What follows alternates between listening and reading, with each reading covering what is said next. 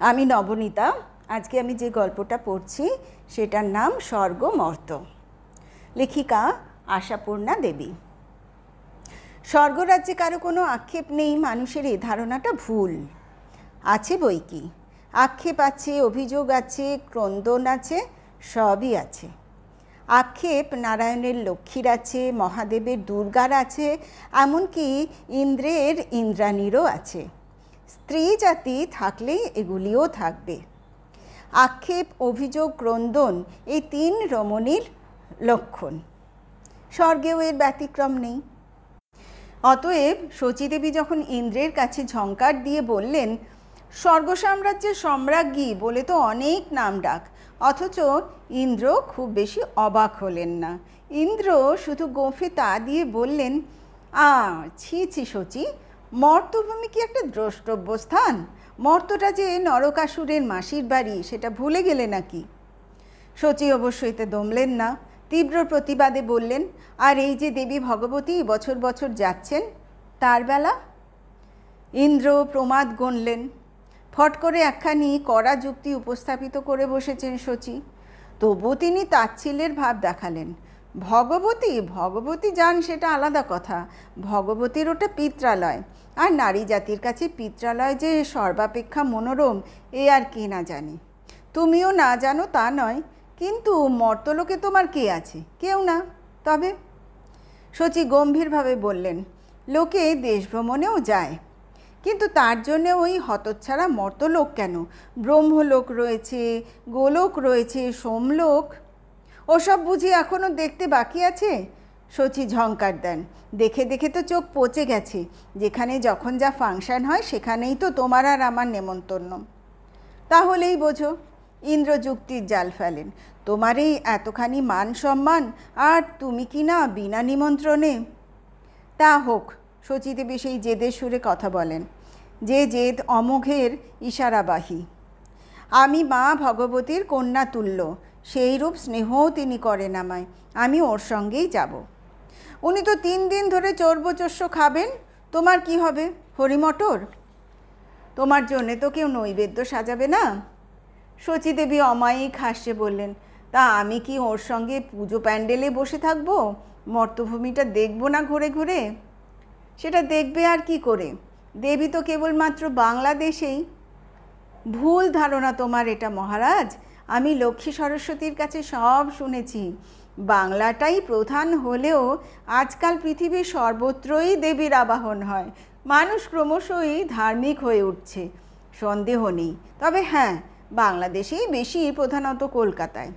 শচীদেবী একটু মধুর কটাক্ষে বলেন, গণেশের ইঁদুর আমায় চুপি চুপি বলেছে, শুধু কলকাতা দেখলেই পৃথিবী দেখার কাজ হয়। মানে ওর তো সর্বত্র গতি, পৃথিবী জুড়ে ওর নাতিপুতি, ব্যবসা বাণিজ্য। ইঁদুর বলেছে কলকাতায় রাস্তায় রাস্তায় হোটেল, রেস্তোরাঁ, মিষ্টি মিঠাইয়ের দোকান, তাছাড়া ফুটপাথে ফুটপাথে এমন সব মুখরোচক খাদ্যের সম্ভার সাজানো যে জীবনেও কোনো দিন আমরা তা অবলোকন করিনি। অতএব ওখানে রান্নাঘরের সঙ্গে সম্পর্ক না রেখেও মানুষ জীবন কাটিয়ে দিতে পারে। আর এ তো তুচ্ছ 3টে দিন, মুখ বদলে বাঁচব। ওহো হো শচী, সেই নারকীয় খাদ্য মানে অখাদ্যগুলো তুমি খাবে? শচী এবার ক্রুদ্ধ হলেন। দেখো, আমি কি করব না করব সেটা তোমায় এখন থেকে ভাবতে হবে না। যা করব বুঝেই করব, আমি নাবালিকা নই। ইন্দ্র নীরব হলেন, বুঝলেন এরপর কথা বললেই শেষ অস্ত্রটি ধরবেন শচী, আর তারপর মানতেই হবে হার। অতএব চুপ করে যাওয়াই শ্রেয়। শচী এবার না গিয়ে ছাড়বেন না। কে জানে ভগবতী নাচিয়েছেন কিনা, অথবা তার ওই 2টি মেয়ে। তাই বা কী বলবো, ইন্দ্রের ইন্দ্রাণী হয়েও ওর এমন সস্তা রুচি গণেশের বাহনটার সঙ্গে পর্যন্ত আড্ডা দিতে যান। ঠিক আছে, যান না, বুঝুন গিয়ে পৃথিবীর প্রতি সেই কলিকাতা নামক স্থানটি কীরূপ। তাছাড়া প্রতি বৎসরই দেবী ভগবতীর পিত্রালয় যাত্রার প্রস্তুতি শুরু হলেই শিব ঠাকুরটি যাত্রায় বাধা সৃষ্টি করতে পবন, বরুণ এবং নন্দীভৃঙ্গির সঙ্গে গুপ্ত পরামর্শ করে ঠিক পূজার প্রাক্কালে যা কীর্তিটি করেন, আটকাতে পারেন না। বারে বারেই পরাজিত হয়ে সেই বলদের ল্যাজে মোড়া দিয়ে দেবীর পিছু পিছু ধাওয়া করতে হয়। তবুও এই মিথ্যা চেষ্টা। মাঝখান থেকে শরৎকাল পড়ার সঙ্গে সঙ্গেই বাংলাদেশে জলে স্থলে প্রত্যক্ষে অন্তরিক্ষে লেগে যায় লাগ ঝমাঝম।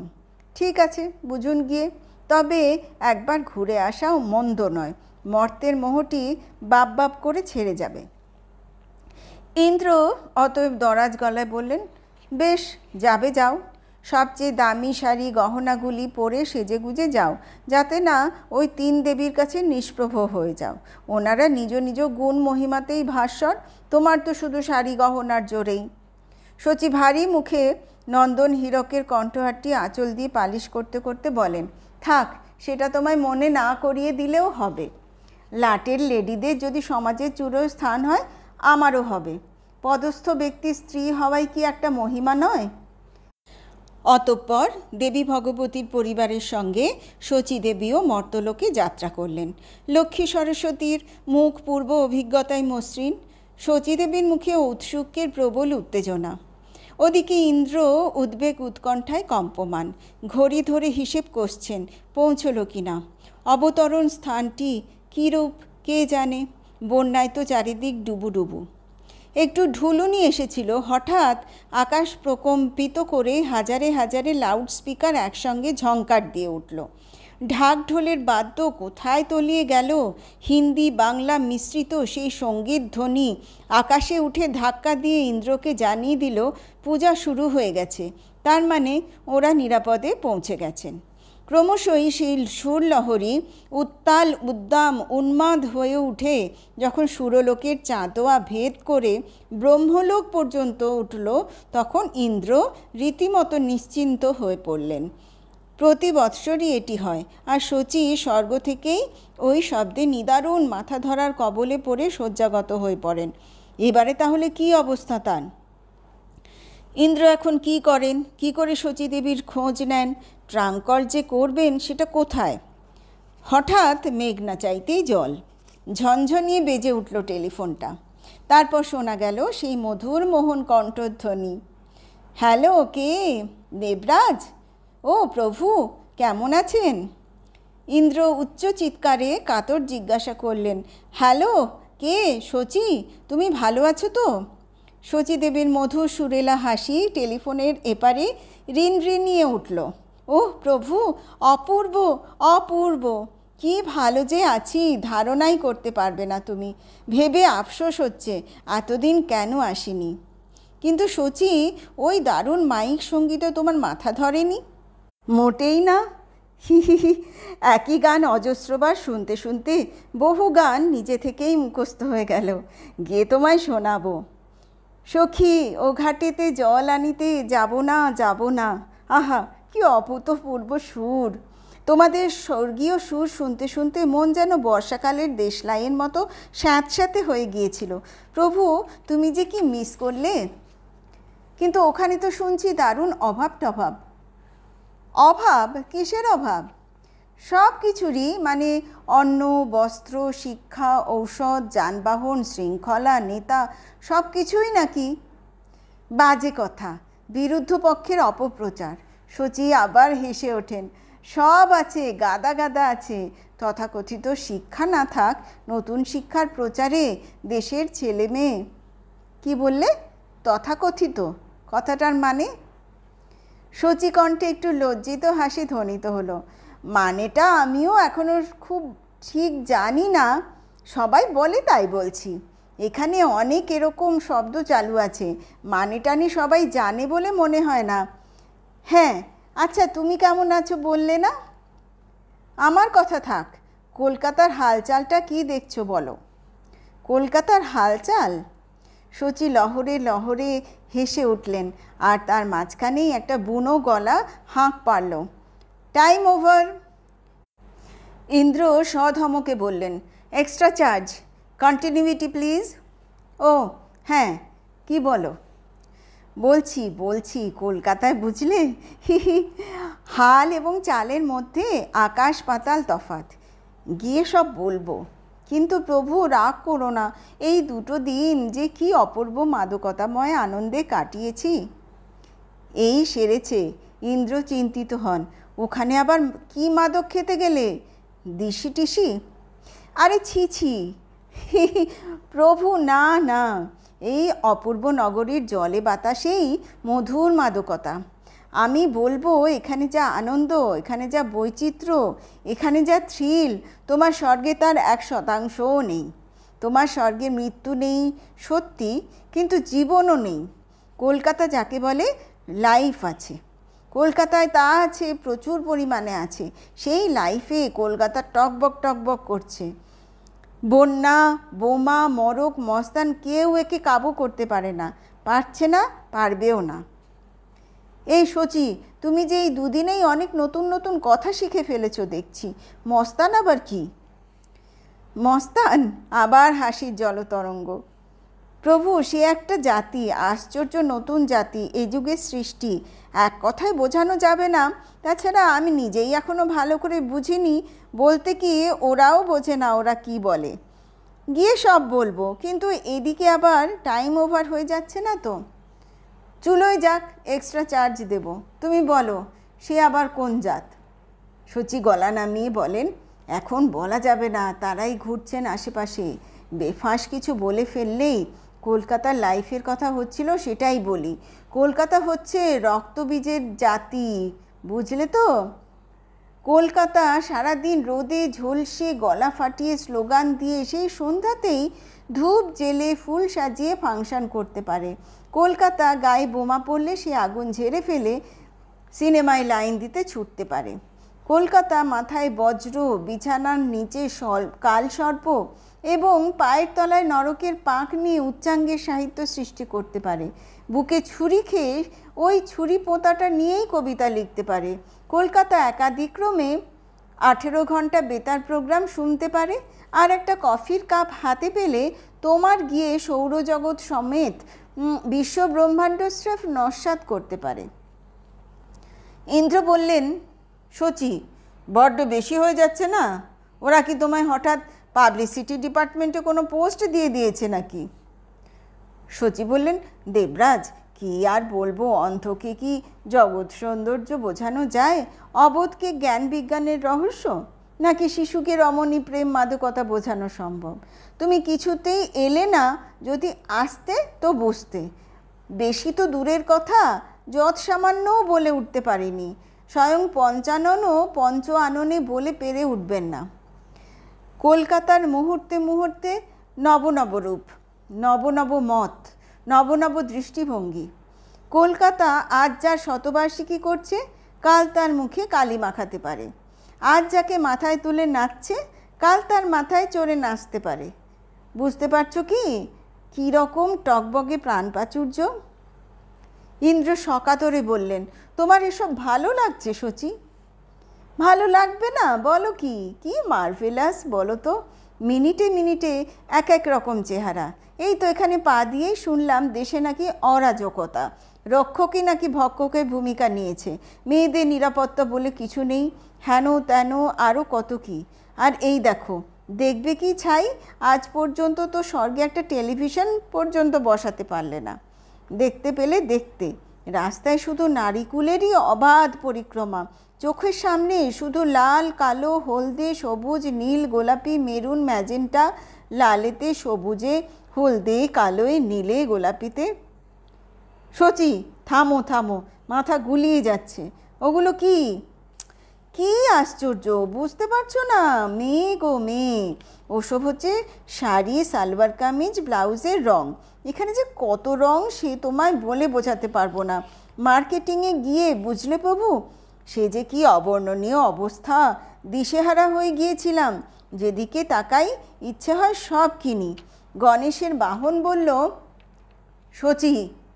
শচীদেবী হঠাৎ এই সুর ফেরতায় ঈষৎ চুপ করলেন। ইত্যবসরে আর একবার টাইম নিয়ে কথা হয়ে গেল। ইন্দ্র আবার বুক করলেন, তারপর গম্ভীরভাবে বললেন, সচি, তুমি ওই ইঁদুরটার সঙ্গে মার্কেটিংয়ে গিয়েছিলে? ছি ছি। সচি আত্মস্থ হলেন, বললেন, ছি ছি মানে? ও ছাড়া আর কার এত সময় আছে শুনি? আর শহরের সমস্ত পথঘাটের খবরই তো ওই রাখে। ইঁদুর বলে তুচ্ছ করছো তুমি ওকে? চেঁচিয়ে করো না। মনে রেখো, এখানে সাম্যের বীজ বপন করা হয়েছে, তার ফসল ঘরে উঠতে যা দেরি। তখন তুমি যদি ইঁদুর ইন্দুর করো বিপদে পড়বে। তবু বলছো দেশটা ভালো? 100 বার বলবো, এখানে এসে তবে টের পেয়েছি প্রভু, শুধু বেঁচে থাকাটাই জীবন নয়, বাঁচা মরায় প্রভেদ থাকবে না, তার নামেই জীবন। ভাবতে পারো, ঘরে বন্যার জল ঢুকছে, লোকে বাজারে বড় বাগদা চিংড়ি এসেছে শুনে ছুটছে। তোমরা পারবে উপভোগের এই অমৃতময় স্বাদ পেতে? কিন্তু টেলিফোনে আর কতটুকুই বা বলা যায়? শুধু হিঙের কচুরি কিংবা আইসক্রিমের স্বাদ বোঝাতে বসলেই রাত কাবার হয়ে যাবে, অথচ ফুচকা, আলু কাবলি, ঝালমুড়ি ও কত কী যে আছে। তোমরা স্বর্গসুখের বড়াই করো, ইন্দ্রের ঐশ্বর্যের বড়াই করো, এখানে এসে সে কথা ভেবে হাসি পাচ্ছে। কত রকম, আমার আর যেতে ইচ্ছে করছে না প্রভু। সর্বনাশ, বলো কি শচী? আহা, যাব না কি বলেছি, যেতে ইচ্ছে করছে না তাই বলছি। তাছাড়া, শচী আবার সুললিত হাসি হাসলেন, তাছাড়া এখানে সিনেমা ডিরেক্টররা তো আমার পায়ে পায়ে ঘুরছে। তার মানে? ইন্দ্র বজ্র গর্জন করে উঠল। শচীদেবী কিন্তু নির্ভীক কণ্ঠে উত্তর দিলেন, মানে অতি প্রাঞ্জল, কেবলমাত্র পদস্থ ব্যক্তির স্ত্রী ছাড়াও আমার মধ্যে অন্য অগাধ মহিমা আছে, সেটা এরা আবিষ্কার করে ফেলেছে। তাই নবাগতার তালিকায় আমার নামটা দেবার জন্যে ঝুলোঝুলি করছে। শচী, ভালো হবে না বলছি, এখনই ঐরাবতকে পাঠাবো তাহলে তোমায় নিয়ে আসতে। তছনছ হয়ে যাবে তোমার মর্তভূমি। কেলেঙ্কারি করো না, শচীদেবী ঝঙ্কার দেন। যার সঙ্গে এসেছি তার সঙ্গেই যাব, না গেলে এত গল্প করব কি করে? একা কলকাতার একদিনের ঘটনা বর্ণনা করতে বসলেই 2খানা মহাভারত লেখা হতে পারে। তবে এক কথাই বলি, এমন দেশটি কোথাও খুঁজে পাবে না কো তুমিও যদি আসতে তবে তুমিও তাই বলতে। ইন্দ্র বেজার গলায় বলেন, আমরা স্ত্রীলোকের ন্যায় অত আদেকলা নই, বুঝলে? নিকৃষ্ট মানুষ জাতির দেশের গুণ বর্ণনায় তুমি একেবারে পঞ্চমুখ। ছি, মনে যেন দেবতাদের থেকে অনেক হীন ওরা মরে, একটা ঘুষি খেলেও মরতে পারে, 2টো গলদা চিংড়ি খেলেও মরতে পারে। তাতে কি? শচীদেবীর হাসি জল তরঙ্গের মতো বেজে ওঠে। মরলেই তো শহীদ, তার মানে অমরত্ব লাভ। মানে বুঝতে পারছো, তোমাদের মরণ নেই তাই তোমরা অমর, আর এরা মরে অমর। বুঝতে পারছো তফাৎটা কোথায়? হ্যালো, কি হলো? কেটে দিল নাকি? হ্যালো দেবরাজ? না, দেবরাজ স্তিমিত কণ্ঠে বলেন, কেটে দেয়নি, মাথাটা কেমন ঝিমঝিম করছিল। বাঁচলাম। আসল কথাটাই যে বলা হয়নি, শোনো। শচীকণ্ঠে মধুর প্রেমের কুটিল আবদার। এই ওখান থেকে যা কিছু এনেছিলাম সবই তো খতম, এখন মুশকিলে পড়ে যাচ্ছি। কুবেরকে বলে চটপট একটা ব্যবস্থা করে ফেলো। ইন্দ্র বিস্ময় বিচলিত কণ্ঠে, সে কি শচী, তুমি যে প্রভূত স্বর্গমুদ্রা নিয়ে গেলে এই 2 দিনেই?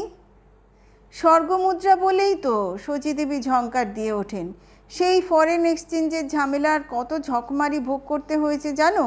ঘুষ দিতেই তো অর্ধেক মুদ্রা হাওয়া। ঘুষ? হ্যাঁ গো প্রভু, আকাশ থেকে পড়লে যে। এই মর্তলোকে কি ঘুষ না দিয়ে কোনো কাজ হয় নাকি? এতদিনে এটুকু খবরও রাখো না, অথচ তোমার বৈজগৎ দূতাবাসের জন্যে কত স্বর্গমুদ্রা ব্যয় করে চলেছ এতকাল। এখানে প্রতি পদক্ষেপে ঘুষ না দিতে পারলে পদ আর ক্ষেপণ করা যাবে না, অচল প্রতিমা হয়ে থাকতে হবে। ইন্দ্র সন্দিগ্ধ গলায় বলেন, দেবী ভগবতীর মুখে তো কোনো দিন এসব তথ্য শুনিনি। দেবী ভগবতী? প্রভু, ওর কথা বাদ দাও। একেই তো উনি বাপের বাড়ি আসেন, বেদিতে আটকে পড়ে থাকেন, তাছাড়া কোনো কিছুর প্রয়োজনই আছে নাকি ওর? ঠাকুরের সংসারটি তো ভূতের আড্ডা, ওর সঙ্গে তুলনা করা সমীচীন নয়। যাক, তুমি ওটার ব্যবস্থা করো।